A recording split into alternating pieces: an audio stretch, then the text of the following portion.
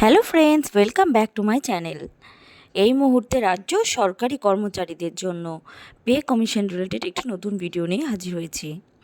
আমি আজকে তোমাদের সপ্তম পে কমিশন স্টার্ট হলে প্রাইমারি টিচারদের স্যালারি কত হবে সেই পুরো ক্যালকুলেশন কিন্তু দেখাচ্ছি। তোমরা কিন্তু এই ভিডিওর মাধ্যমে দেখে নিতে পারো ঠিক কত বেতন তোমাদের হতে চলেছে। তো বন্ধুরা, তোমরা এখানে স্কিপ না করে পুরো ভিডিওটি দেখতে থাকো।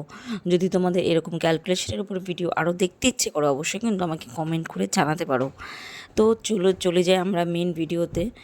এখানে কিন্তু আমি তোমাদের কিন্তু টোটাল ডিটেলস দিয়েছি। ফিটমেন্ট ফ্যাক্টর কিন্তু এখানে আমি রেখেছি, যেটা পুরনো ফিটমেন্ট ফ্যাক্টর ছিল সেটাই। মানে পুরনো বলতে 6 পে কমিশনের আন্ডারে বর্তমানে যেটা চলছে, সেই 6 পে কমিশনে কিন্তু আমাদের ফিটমেন্ট ফ্যাক্টর ছিল 2.57 হারে বেতন বেড়েছিল। তো সেই হারে আমি কিন্তু এখানে দেখিয়েছি।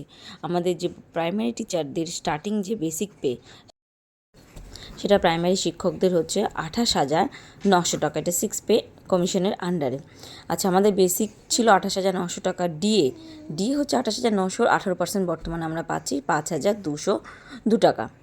আর এইচআরে যাচ্ছে 28,900 এর 12%, মানে 3,468 টাকা। আর এমএ মানে মেডিকেল অ্যালাউন্স আমরা পাচ্ছি এখন বর্তমানে 500 টাকা।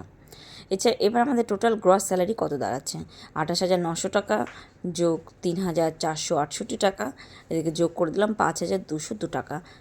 আর মেডিকেল অ্যালাউন্স 500 টাকা, টোটাল হচ্ছে 38,070 টাকা। এই 38,070 টাকা কিন্তু প্রাইমারি টিচারদের স্টার্টিং স্যালারি।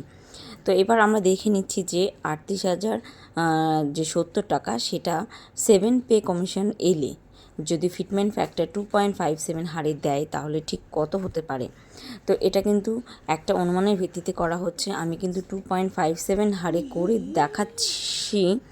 তো 2.57 কিন্তু যদি দিয়ে দেয় তাহলে কিন্তু স্যালারি কিন্তু ওরকম দাঁড়াবে। আবার এদিকে কিন্তু শোনা যাচ্ছে যে এই 1.87 হারেও কিন্তু দিতে পারে। তো এটা কিন্তু সম্পূর্ণ ডিপেন্ড করছে সরকারের ওপর। তো তোমরা জাস্ট একটা ক্যালকুলেশন দেখতে পাচ্ছ যে যদি 2.57 দেয় তাহলে কত হতে পারে, স্যালারি কত হতে পারে, সেটা কিন্তু তোমাদের অবশ্যই ক্যালকুলেশন করে নিতে হবে, ঠিক যেভাবে আমি 2.57 দিয়ে করে নিয়েছি। তো চলো এবার আমরা দেখে নিচ্ছি নিউ বেসিক স্যালারিটা, যেটা 7 পে কমিশন হলে কত হতে পারে। তো ফিটমেন্ট ফ্যাক্টর 2.57 হারে যদি আমরা ক্যালকুলেশন করি তাহলে 28,900 সঙ্গে গুণ করে দিলে এটা হচ্ছে 74,273 টাকা। 74,273 টাকা কিন্তু তোমাদের বেসিক, যেটা নতুন বেসিক হবে।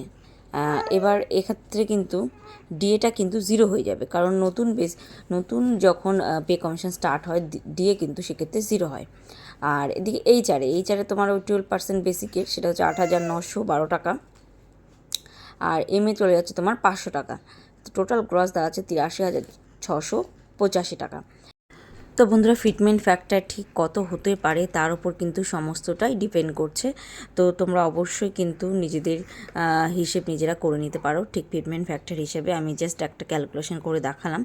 যদি এই রিলেটেড আরও ভিডিও তোমাদের দেখার ইচ্ছে থাকে অবশ্যই কিন্তু কমেন্ট করে জানাতে পারো। দেখা হচ্ছে নেক্সট কোনো ভিডিওতে। টিল দেন সবাই ভালো থেকো, সুস্থ থেকো। Thanks for watching.